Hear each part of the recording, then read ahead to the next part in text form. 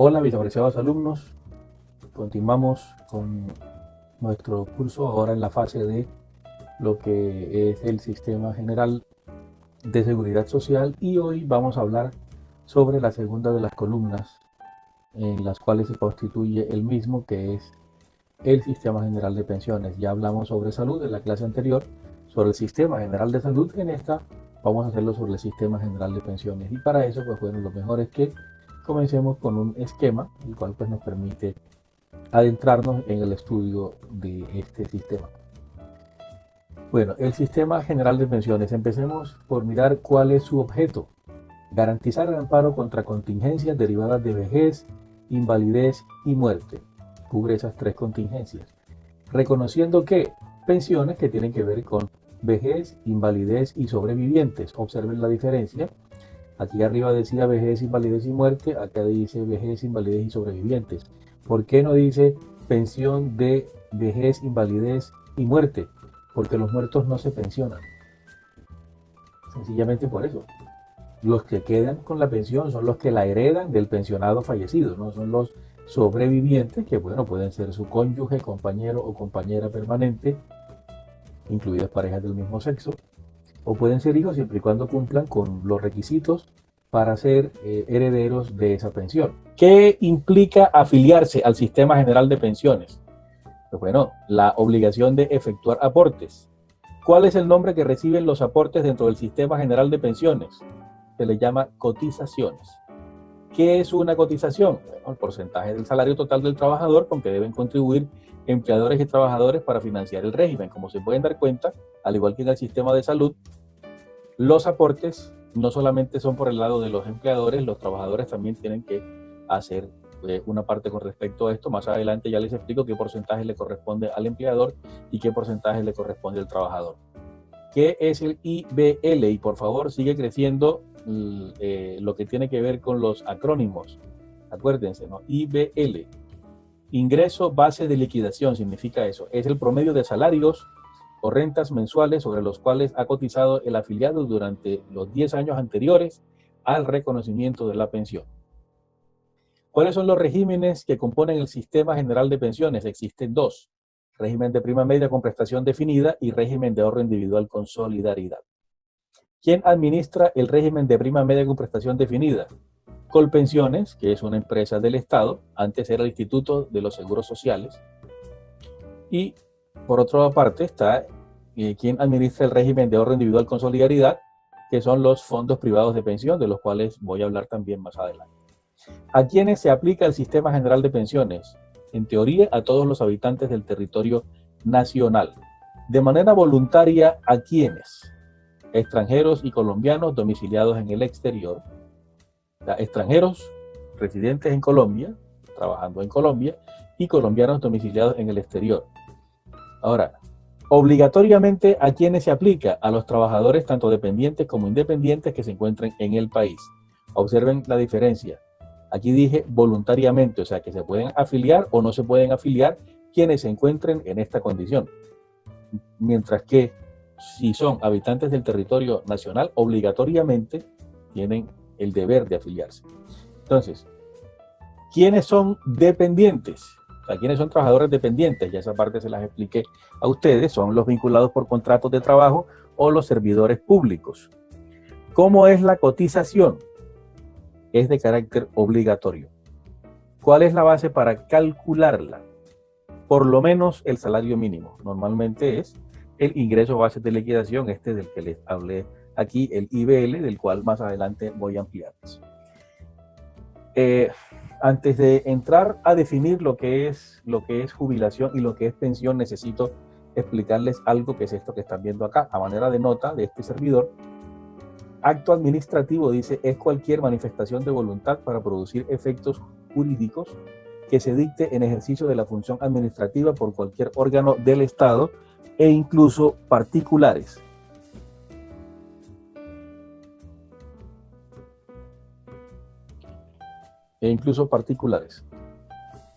Ahora sí entramos a la definición de jubilación. ¿Por qué les definía lo que es el acto administrativo?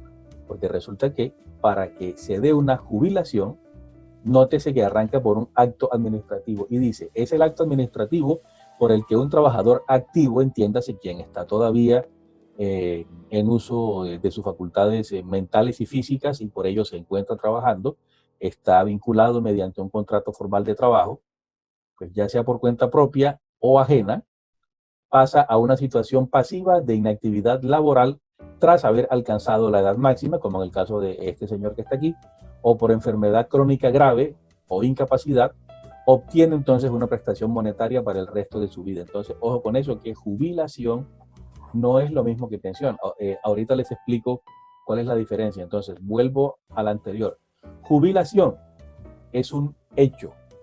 Pensión es lo que la persona recibe mensualmente como reemplazo de lo que sería su salario, puesto que ya él no está trabajando. Entonces, repito, definición de jubilación, acto administrativo por el que un trabajador activo, ya sea por cuenta propia o ajena, pasa a una situación pasiva o de inactividad laboral tras haber alcanzado la edad máxima o por enfermedad crónica grave o incapacidad. Obtiene entonces una prestación monetaria para el resto de su vida y se queda como este señor que están viendo ustedes aquí en este momento, que pues bueno, ya está haciendo uso de buen retiro. Bien, sigamos. Dejar de trabajar, dice, por supuesto, hace que el individuo deje de recibir ingresos. Por lo tanto, se le brinda una renta al jubilado para que éste pueda mantenerse. Dicha renta se conoce como pensión y se mantiene hasta la muerte de la persona. Entonces, bueno, ¿esto qué significa? Esto, a ver cómo les digo, o sea, ¿de qué forma se explica, ¿no? Pues bueno, si alguien cumple con los requisitos anteriores, ¿no?, que dijimos, espérense un momentico, por favor, que esto se me está trancando. Por ejemplo, la cuestión de que, pues bueno, sea porque ya le toca el momento de la jubilación, porque hay una edad de retiro forzoso, o sea porque decide retirarse, puesto que ya cumple con los requisitos mínimos para ellos, o porque está incapacitado para continuar trabajando, pues entonces, como dijimos, obtiene una prestación monetaria por el resto de su vida. Entonces, pues bueno, inicialmente, cuando dejas de trabajar, pues deja de recibir ingresos, ¿no? Entonces, por ello, al jubilado se le brinda una renta para que pueda mantenerse. A esta renta, o sea, a lo que él va a estar recibiendo mensualmente, es a lo que se le conoce como pensión y se mantiene hasta cuando la persona fallezca. Ahora, si la persona fallece y tiene hijos, tiene una descendencia, hijos que estén cumpliendo con requisitos tales como ser menores de edad, estar estudiando y tener menos de 25 años, o tiene un compañero o compañera permanente, y pues bueno, los requisitos se cumplen para reemplazar a esa persona en lo que tiene que ver con la pensión, pues entonces la pensión, digamos que se extiende hasta un poco más allá de la muerte de la persona, pero obviamente no es el fallecido quien la va a continuar recibiendo, sino pues ya será pues su compañero, compañera permanente o cónyuge. Una pensión o seguro de vida, o seguro o subsidio, es un pago temporal de por vida que recibe una persona cuando se encuentra en una situación establecida por la ley. En esa situación, ¿qué ocurre? Como se dieron cuenta, se movió el dinero de aquí hasta acá. Entonces, esa situación la hace acreedora, de hecho, a una cantidad económica, ya sea de los sistemas públicos de previsión nacionales o de las entidades privadas. Entonces, cuando hablamos de que la hace acreedora, de hecho, a una cantidad económica, recuerden, los que vieron legislación comercial conmigo, entiéndase todos los que están presentes aquí, ¿qué es un acreedor y qué es un deudor? El deudor es el que está debiendo el dinero, el acreedor es al que le deben el dinero. Entonces, cuando yo digo que esta condición la hace acreedora, es que esa persona puede llegar con total propiedad mensualmente hasta el fondo de pensiones que le corresponda, poner la manito y decir, hágame el favor y me pagan lo correspondiente a mi mesada pensional de este mes. Y bueno, y se lo van a entregar. Recuerden que dice la claridad de que pensión no es un salario. ¿Quién recuerda la definición de salario? Contraprestación que recibe el trabajador por sus servicios prestados. Entonces, en este momento se están dando las condiciones para decir que la persona tiene un salario. No, por supuesto que no. ¿Está prestando un servicio? No. ¿Está recibiendo un pago como contraprestación por sus servicios? Tampoco. No, ya esa persona trabajó y se hizo, o sea, ya cumple con los requisitos para que deje de trabajar por edad, porque está enferma, porque está inválida, porque está incapacitada, y por eso, pues bueno, se hizo acreedora a una pensión. Entonces, por favor, cuidado, en el examen me responden algo así como que la pensión es un salario, porque la pensión no es un salario. Correcto. ¿Por qué se habla de que esa mesada pensional la va a recibir ya sea de los sistemas públicos de previsión nacionales o de entidades privadas? Pues bueno, sencillamente porque existen dos tipos de fondos de pensiones. El del Estado, que es Colpensiones, y el de estos señores que están por acá, por venir, protección, Colfondos, que son los fondos privados. Bien, puede recibir dinero de cualquiera de ellos dos. Por lo regular, la base de trabajadores en actividad es la que da sustento al pago de dichas pensiones. ¿Esto qué es lo que significa? Miren, ¿cómo se pagan las pensiones de las personas que ya en este momento tienen ganado su derecho a estar pensionados o pensionadas? Con los aportes que estamos haciendo, los que en este momento estamos trabajando activamente. Así es como se hace, ¿no? Imagínenselo como una carrera de ciclismo. Hay personas que ya llegaron a la meta, ¿no? Y hay otros que todavía en este momento estamos pedaleando, ¿no? Entonces, el dinero de las pensiones que en este momento está pagando el Estado colombiano y están pagando algunos de los fondos, el Estado colombiano a través de Colpensiones, porque en los fondos privados nadie paga por usted. Usted mismo se pensiona, pero eso más adelante se los hago notar. Entonces, en este momento hay unos que estamos trabajando y estamos pagando las respectivas cotizaciones. Hay otros que se encargan de recibir ese dinero y pagarle a los pensionados. Entonces, palabras más, palabras menos, con el dinero que estamos aportando nosotros, en este momento se les está pagando a los que se encuentran pensionados en este momento. Cuando nos toque a nosotros pensionarnos, si es que llegamos allá, puesto que cada día esto lo van apretando más, le van dando más vueltas a la tuerca, de forma que cada vez es más difícil pensionarse. Por ejemplo, antes los profesores lograban pensionarse con 50 años, con algo que le llamaban pensión de gracia. En este momento se acabó la pensión de gracia.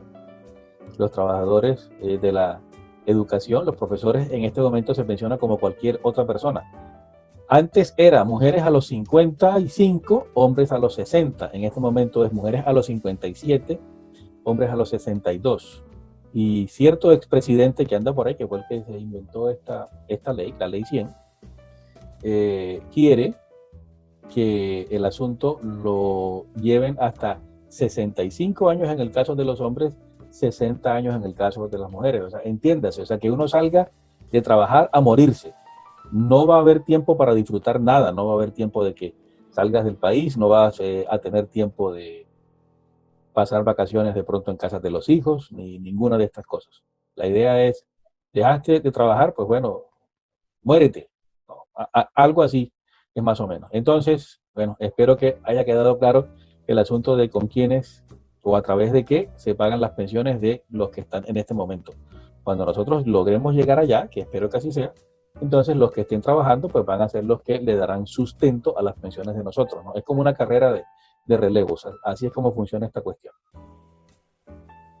Bien, continuamos.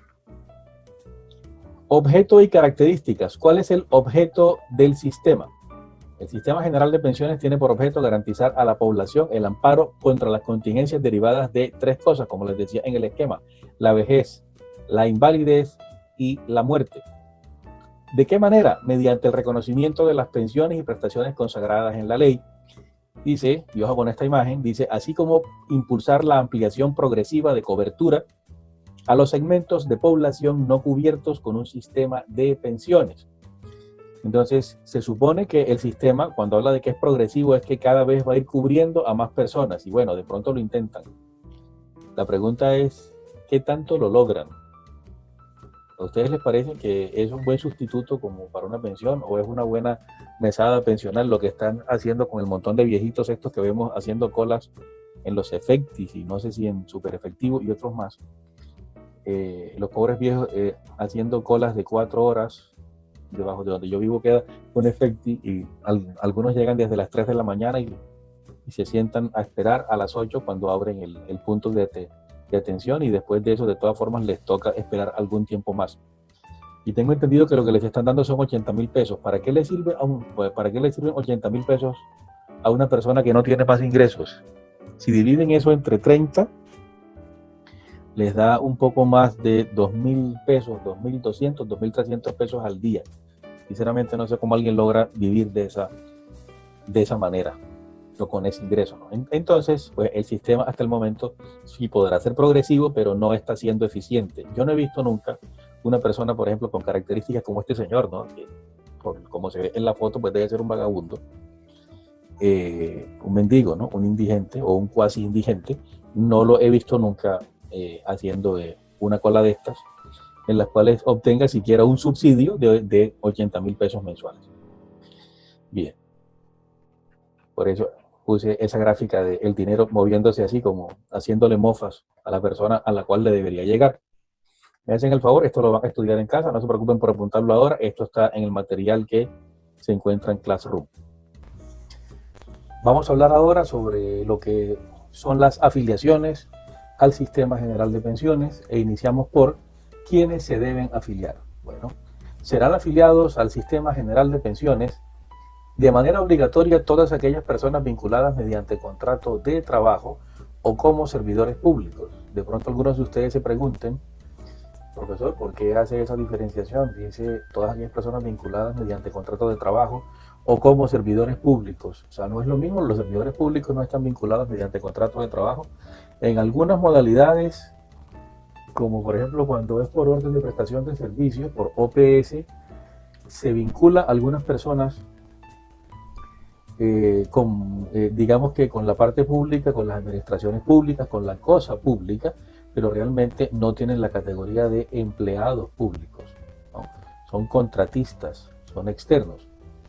Entonces, les explico, a los servidores públicos no se les vincula mediante contrato, sino que se les vincula mediante nombramientos, ¿no? Los nombramientos tienen que ser emitidos a través de un acto administrativo y cumplir una serie de requisitos. Por esto hago esta diferenciación de personas vinculadas mediante contratos de trabajo o como servidores públicos.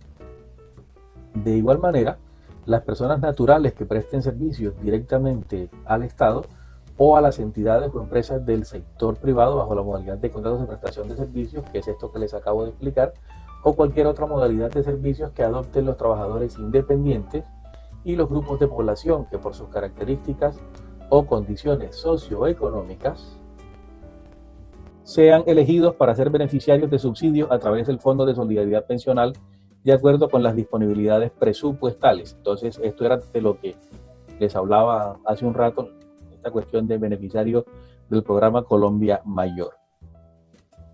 Entrando ya a lo que es el Sistema General de Pensiones, les recuerdo, existen dos regímenes. El público, el de Colpensiones, por eso les coloco aquí nuestro glorioso escudo, que es el régimen solidario de prima media con prestación definida. Por favor, váyanse aprendiendo estos dos nombres de una vez, porque con ello voy a estar hablando hasta cuando casi terminemos con este módulo.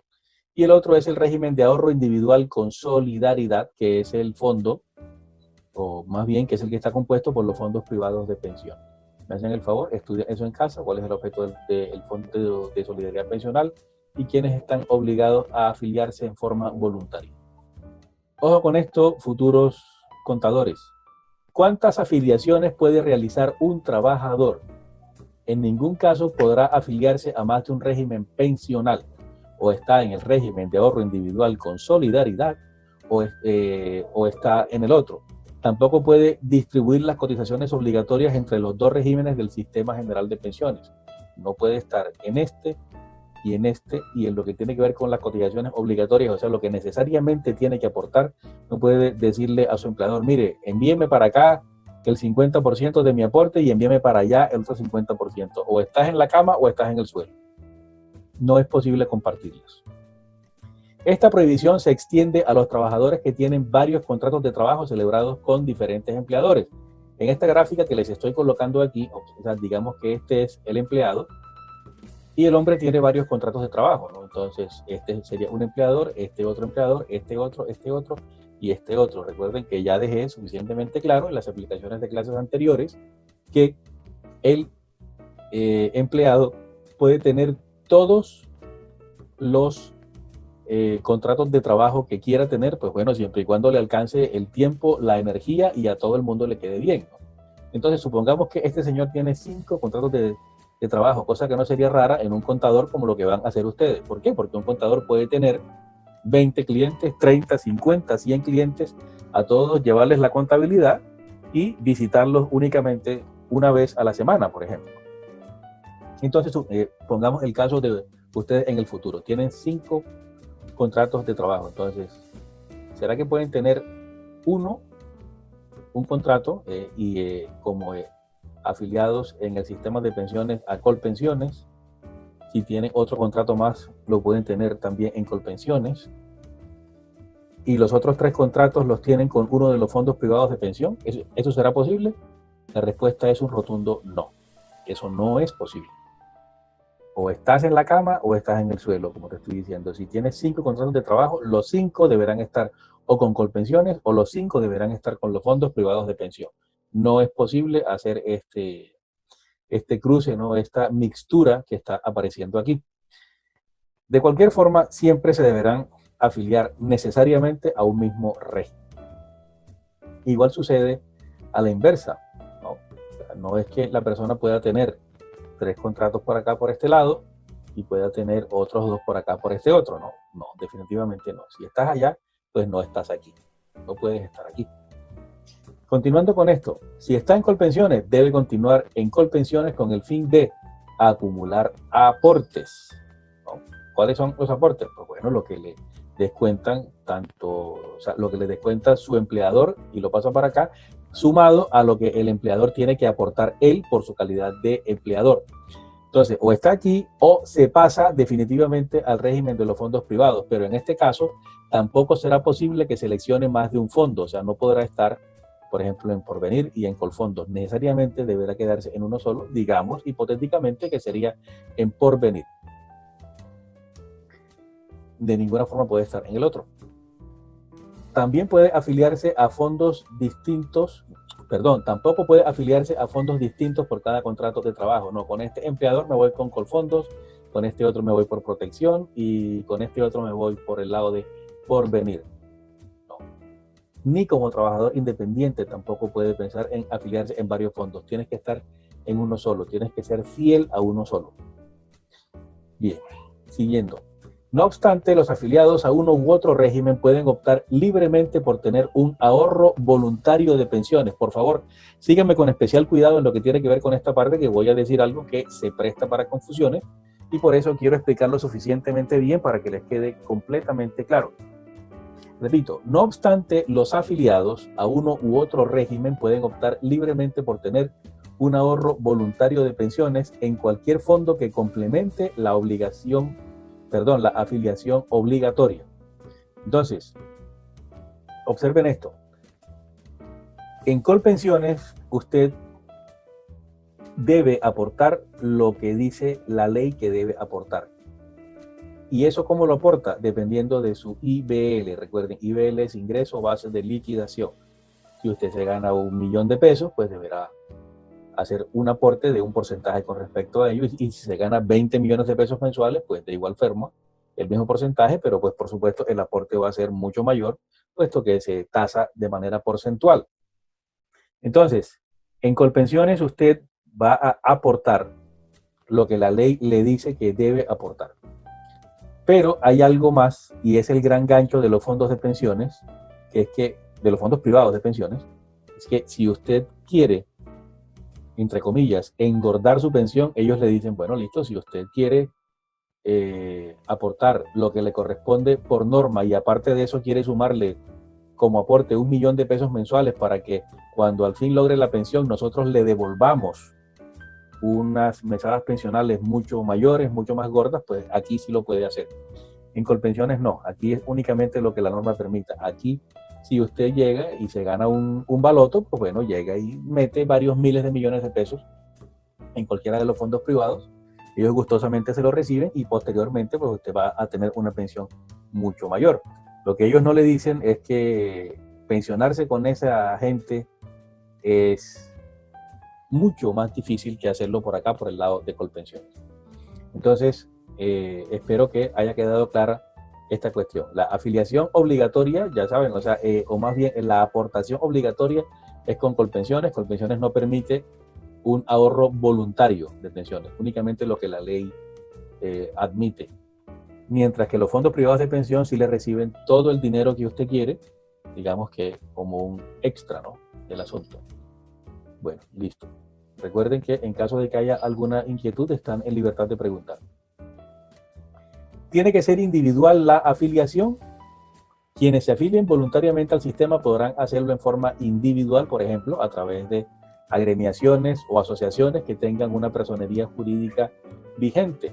Estas asociaciones podrán vincular de manera masiva a sus asociados a cualquiera de las administradoras de pensiones, sea Porvenir o sea cualquiera de las otras, ¿no?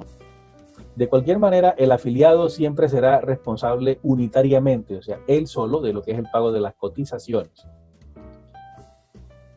¿no? Independientemente de que se haya afiliado, digamos, a través de una de las agremiaciones que les acabé de decir. De cualquier forma, la aportación le corresponde hacerla a él y a nadie más que él, y podrá cambiar de régimen o de administradora de manera individual, aunque la selección inicial se haya efectuado a través de una agremiación o asociación. No, es su decisión. ¿Qué ocurre si no se cotiza? ¿Qué son las cotizaciones? Les estoy diciendo los aportes que se hacen mensualmente, ¿no?, para uno poder aspirar a una pensión en el futuro, lo que le descuentan a uno mensualmente. Oh, ¿qué pasó? Denme un segundito. Bien. La afiliación al Sistema General de Pensiones es permanente e independiente del régimen que seleccione el afiliado. Entonces, sea en uno o sea en otro, pues bueno, la afiliación siempre será permanente independientemente de cuál de los regímenes sea el que la persona decida asumir. Dicha afiliación no se pierde por haber dejado de cotizar durante uno o varios periodos. Entonces, observe esto que aparece aquí. Año 2016, año 2017. Aparecen en rojo los periodos durante los cuales la persona no logró cotizar. ¿Por qué no logró cotizar? Pues bueno, porque no era un empleado dependiente, sino era un trabajador independiente. Deme un segundito, por favor.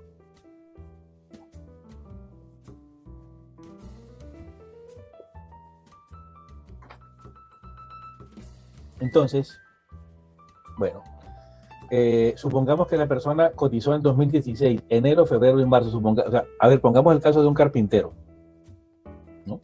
El carpintero a veces tiene trabajo, a veces no, o sencillamente la persona fue descuidada y no estuvo pendiente de las cotizaciones. Entonces cotizó enero, febrero y marzo. Dejó de cotizar abril y mayo.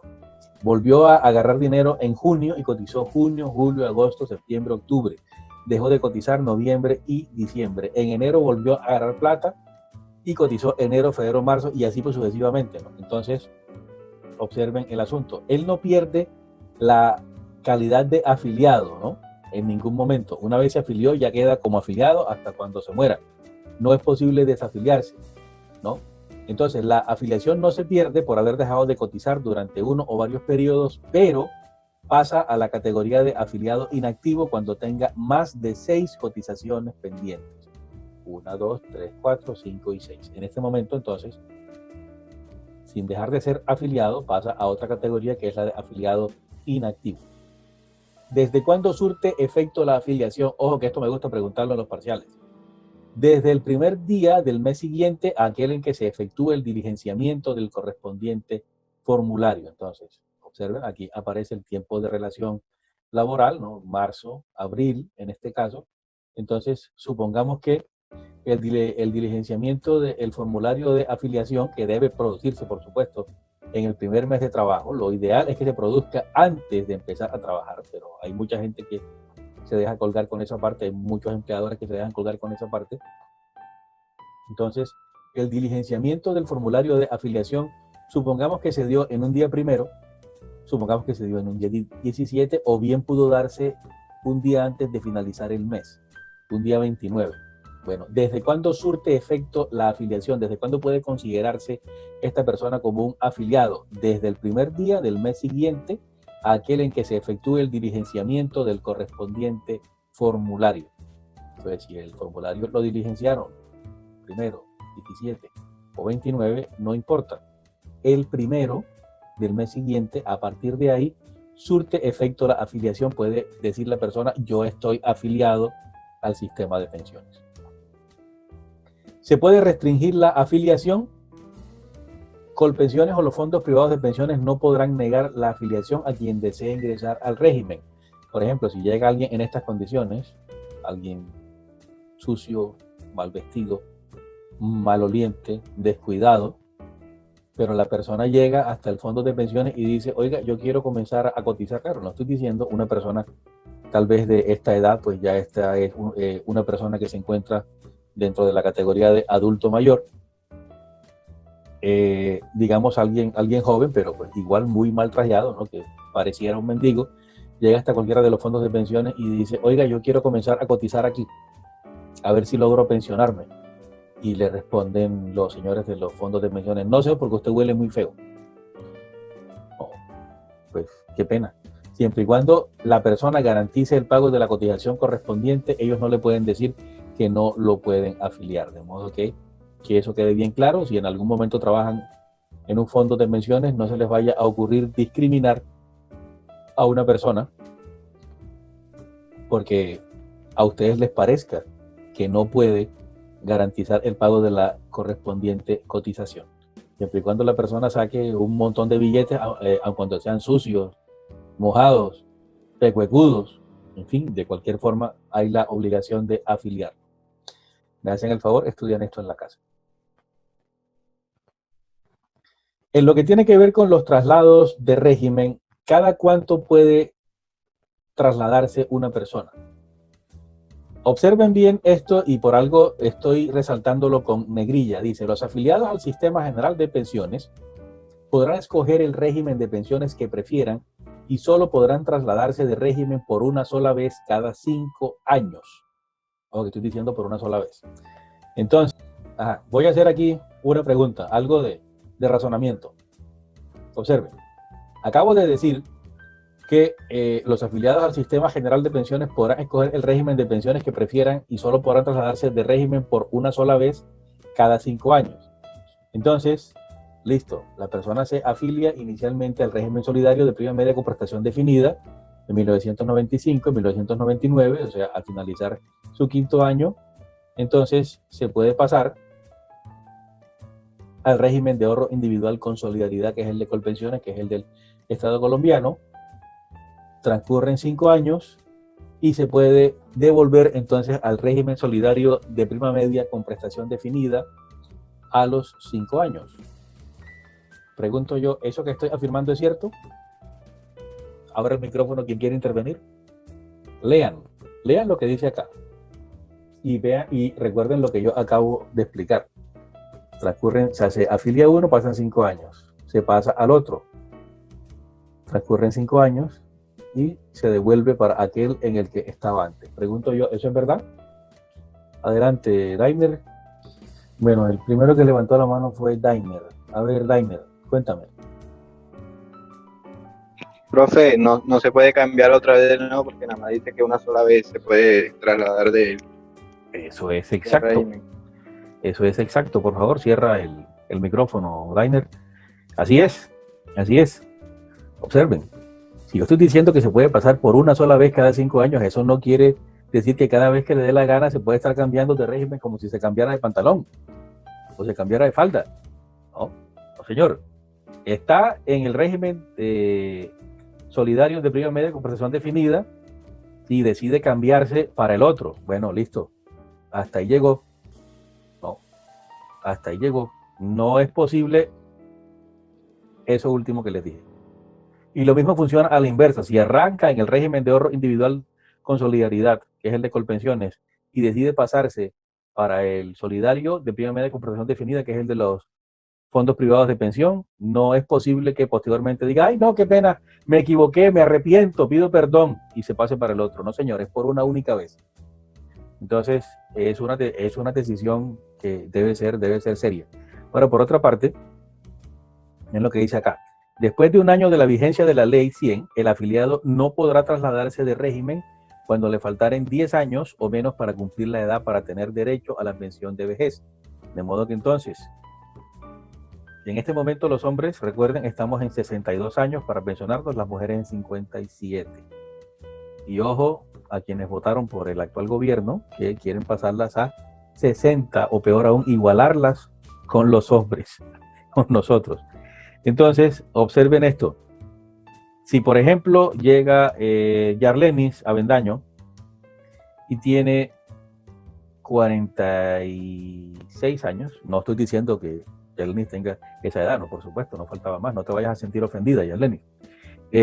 Si Yarlenis tiene 46 años, pues le están faltando 11 años para llegar a su edad de pensión. Yarlenis estaría en el límite, en el borde, en el filo, para poder cambiarse de régimen de pensión. Si Yarlenis cumple 47 años, a partir de ahí ella puede hacer la solicitud de que la cambien de régimen, pero van a decirle, qué pena, ya le faltan menos de 10 años para que tenga la edad en la cual se puede acceder a la pensión en el caso de las mujeres. Y en el caso de Pedronel Blanco, si Pedronel hasta los 51 años decide cambiarse de régimen de pensión, pues no hay ningún problema. A partir de los 52, pues ya le estarían faltando menos de 10 años y lamentablemente le diría, no señor, qué pena con usted, pero se queda en el régimen en el cual está. ¿Cuáles son los efectos del traslado de régimen? Bueno, de prima media para ahorro individual, o sea, del de Colpensiones para el de los fondos privados de pensión, reconocen algo que se llama un bono pensional.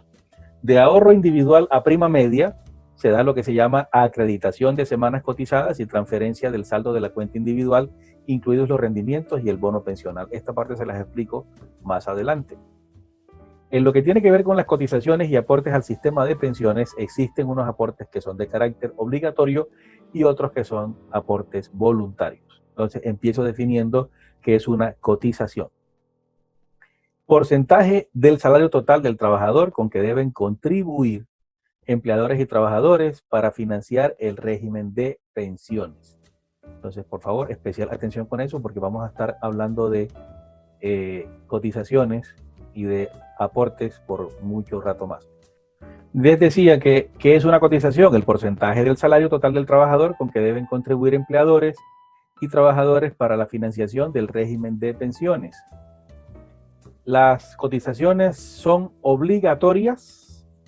Bueno, durante la vigencia de la relación laboral y del contrato de prestación de servicios, se deberán efectuar cotizaciones con carácter obligatorio a los regímenes del Sistema General de Pensiones, tanto por parte de los afiliados, o sea, entiéndase, o sea, los empleadores, como este señor que está aquí, y los contratistas, ¿no?, con base en el salario o ingresos por prestación de servicios que aquellos devenguen. Devengar, ¿qué significa? Ganar, recibir, ¿no? Cuando tú le prestas un servicio con carácter laboral a alguien y te encuentras bajo sus órdenes, bajo su subordinación, pues bueno, vas a tener derecho a devengar un salario, o sea, a recibir un salario por estos servicios prestados. ¿Qué se entiende por una semana cotizada? De pronto ustedes podrán pensar, pero profesor, ¿por qué explica esto? ¿Quién no sabe que una semana tiene 7 días? Aunque les parezca mentira, hay más de uno que se enreda con la cuestión esta de que dice, nos vemos de hoy en 8 días. No, y no dicen nos vemos de hoy en 7 días. No, se dice que nos vemos de hoy en 8 días, puesto que ahí, o sea, transcurren 7 días y el día en que se vuelve a ver, por ejemplo, si quedan citados desde un miércoles hasta un miércoles, pues entonces incluido el nuevo miércoles, pues serían 8 días, ¿no? Pues hay más de uno que se enreda. Entonces yo aquí hago la claridad de que las semanas vamos a estarlas contando por periodos de 7 días. ¿Qué se entiende por aportes? Recuerden, ya definí lo que es cotización allá un poco antes. Ahora voy con qué son aportes. Ojo con esto en los exámenes. ¿Qué se entiende por aporte? Es el valor que a cada empleador o trabajador corresponde cancelar en el Sistema General de Pensiones o en el de Salud para un determinado plan pensional o de salud respectivamente de acuerdo con el salario real aportado. Aquí aparece algo más que les pido que vayan anotando de una vez, otro acrónimo, SGSSS.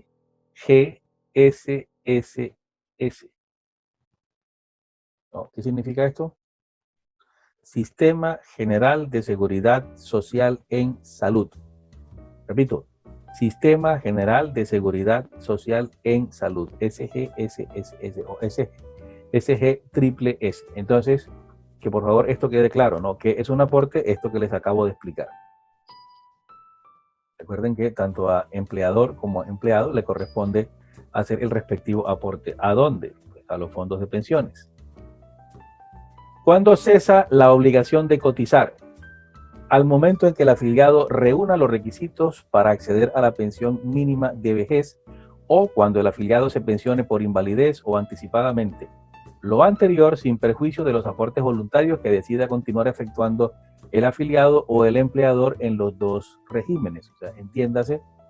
Entonces, ¿cuándo deja la persona de cotizar a lo que tiene que ver con pensiones? Pues cuando se pensiona. Ya se pensionó, ya no tiene que seguir cotizando. No. Bien. Ok, ahora, en lo que tiene que ver con salud, que es el régimen que ya expliqué, el que voy a evaluar en la próxima clase, pues ahí sí un pensionado tiene que seguir cotizando porque pues todavía se puede enfermar, ¿verdad? De modo que entonces, ojo con esta parte, ojo con esa diferenciación. Los pensionados tienen que seguir cotizando al sistema de salud, pero dejan de cotizar al sistema de pensiones, puesto que ya están pensionados, ya ellos llegaron a la meta, como los ciclistas que les decía. Bien. ¿Cuál es la cotización total? En el sistema general de pensiones es el equivalente a la suma del porcentaje de cotización para la pensión de vejez con el porcentaje de cotización para las pensiones de invalidez y sobrevivientes. Vean cómo baila la viuda esta que aparece aquí en el cartelito que les estoy colocando acá. Bien, entonces los aportes a pensión normalmente son de un 12% y hay un 4% más, o sea, que se ve representado, o sea, dependiendo de si la persona tiene un ingreso superior a 4 salarios mínimos mensuales vigentes y hasta los 16 salarios mínimos legales mensuales vigentes. Entonces, el favor, estudien en casa eso que dice ahí, que se debe tener en cuenta para aplicar las cotizaciones en el sistema general de pensiones. Como nota mía, les coloco, les defino y aclaro, ¿qué es la indemnización sustitutiva o devolución de saldos o aportes? Pues bueno, los dos términos son lo mismo, como digo yo, es la misma loca pero peinada. Los dos términos son lo mismo, simplemente que en Colpensiones se le denomina indemnización sustitutiva, mientras que en los fondos privados se les conoce como devolución de aportes. Pero realmente, ¿qué vienen siendo estos dos términos que, como les digo, significan lo mismo? Pues bueno, simplemente, si el hombre cumple 62 años, la mujer 57 años, y no tiene las semanas mínimas, en el caso de Colpensiones, para acceder a la pensión de vejez, Colpensiones exige un número mínimo de semanas, por eso les estoy colocando aquí voy a llamarle icono de semanas, perdón, mientras que en los fondos privados las mismas edades, pero no acumulan el capital requerido, o sea, entiéndase, efectivamente, llegaron también el hombre a los 62, la mujer a los 57, pero no tienen todavía el billete que se necesita como para que el fondo de pensiones les devuelva una pensión que mínimo debe ser de un salario mínimo hasta cuando fallezcan. Pues entonces, ¿qué ocurre? ¿Qué ocurre? Si cualquiera de los dos fondos, la persona, el trabajador, ¿no? El desafortunado, manifiesta no estar en capacidad de seguir cotizando para su pensión de vejez porque se siente muy cansado, porque ya no quiere trabajar, porque se cansó, porque se levantó una chica o un chico jovencito que lo anda ordeñando y exprimiendo, pues entonces le puede reclamar a estos fondos, tanto el de carácter público como el de carácter privado, la devolución de los aportes. Y ellos efectivamente lo hacen como esto que están viendo acá, ¿no? O sea, Colpensiones, o sea, cualquiera de los fondos privados, pues ellos le dicen, bueno, listo, si usted quiere volar, pues feliz aterrizaje. ¿Por qué les digo esto de que si usted quiere volar, feliz aterrizaje, mis apreciados alumnos? Porque resulta que cuando usted llega a los 62 o la mujer a los 57, uno, no lo contrata nadie. Tiene que ser un trabajador muy especializado. Tiene que saber hacer cosas que solamente usted sabe hacer como para que todavía lo continúen contratando. No estoy diciendo que es imposible. Hay profesores que tienen 80 años y siguen dictando clases porque son irreemplazables, ¿no? Porque su sapiencia, su sabiduría es tal que no hay quien los reemplace. Pero no todo el mundo tiene esa sapiencia y esa sabiduría, y cuando llega a esta edad y no le alcanza la plata, no le alcanzan las energías y tampoco le alcanza el tiempo para que termine de cotizar, llega y le dice a los fondos de pensiones: háganme el favor y me devuelven todo el dinero que yo aporté más los respectivos intereses. Ellos lo hacen, ¿no? Gustosamente, se lo devuelven. Pero esa persona que ya no va a alcanzar pensión tiene que entrar a mirar con mucho juicio de qué forma mueve ese dinero. ¿Por qué? Porque es el último dinero que va a haber en su vida por ese lado. Entonces, bueno, si va a montar un negocio, pues que sea un negocio que conozca. No se ponga a estar haciendo inversiones locas, porque lo vamos a ver en la calle en unos pocos meses sin plata, sintiéndose viejo, sintiéndose sin energía, de pronto sintiéndose enfermo y ya sin tener nada que reclamarle a nadie, porque ya los fondos de pensiones lo despacharon y no le van a entregar ni un solo peso más, aun cuando llegue arrastrándose y muriéndose a la puerta del fondo de pensión diciendo: ¡ay, conduélanse de mí! No se van a condoler, ni siquiera le van a abrir la puerta. Entonces, mucho cuidado con esta parte, que conozco más de una persona, no es que me lo hayan contado, conozco más de una persona que ha metido la pata con esta cuestión, y en este momento los que tienen suerte están siendo mantenidos por los hijos.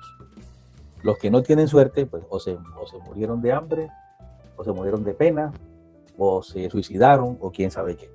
Entonces, mucho cuidado con esto.